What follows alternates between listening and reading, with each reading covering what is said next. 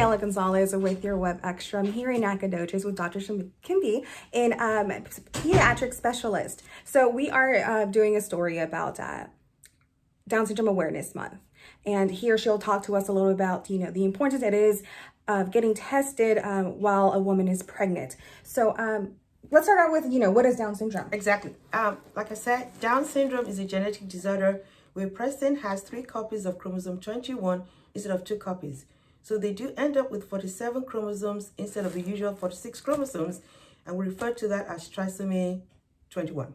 Okay. So and then tell us, when is testing offered? Yes. Every pregnant woman, irrespective of their age, is offered a screening or diagnostic test in the United States. It's offered by the obstetrician and gynecologist, and that's usually done in the first trimester and also in the second trimester, where we do get blood work done and an ultrasound, and then those are the screening tests. We also get a quad screen in the second trimester. For the diagnostic test, we do a CVS, which is chronic villus sampling. We do that in the first trimester. We're going to get samples of cells from the placenta for fetal chromosomal analysis.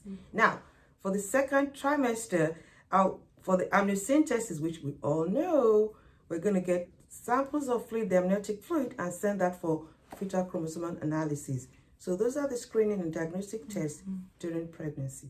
Gotcha. And like you said, as we discussed earlier, that's just the diagnosis during pregnancy. But of course, you guys won't know until the baby comes. Is born. So when the baby is born, we look at the physical characteristics, but we have to draw the blood, because the blood is now sent for chromosomal analysis and karyotype at certain labs that we do fantastic work.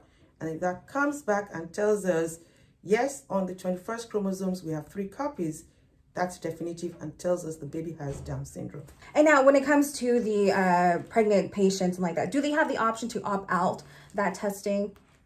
Yes, they do, because like everything else, it's an offered testing. They'll discuss the pros and cons with you, but I'll seriously advise, if you have any concerns about having any baby with a genetic defect or genetic disorder, to go ahead and get the testing done. It gives you peace of mind. And if at all any of the screening tests or diagnostic tests come back positive, at least it tells us one thing: we're able to prepare more by knowing a lot more about that condition and how to be able to take care of the baby. Gotcha. And as you mentioned before, when we discussed earlier, this also helps for families and the pregnant patient to learn more about this, the disability. There's so much out there. We have the Downs Global Foundation. The CDC produces fact sheets all the time. And then in East Texas, they actually do have a support system in which you can tap into to be able to get the support. But education is the key, and early intervention. Early intervention in terms of physical therapy, speech therapy, occupational therapy, and a team of specialists, depending on what we need, including the cardiologist, the endocrinologist, the neurologist, the ophthalmologist, vision and hearing. All these are going to help us in getting us to a maximum potential growth and development in this baby and infant. Right. And as we discussed too, a few decades ago, the lifespan of someone with Down syndrome wasn't possibly in their early 20s. Now we're seeing these people living with this disability until an older age, correct? Yes, please. And that's one of the things that has really happened a lot. With a lot of research and a lot of treatment, we're now having people living up to 60. And even some of the IQs, instead of being 60, we've had a few that are 120. So it's not always, you have the diagnosis of Down syndrome and that's the end of it. We're able to transition them from childhood to adulthood.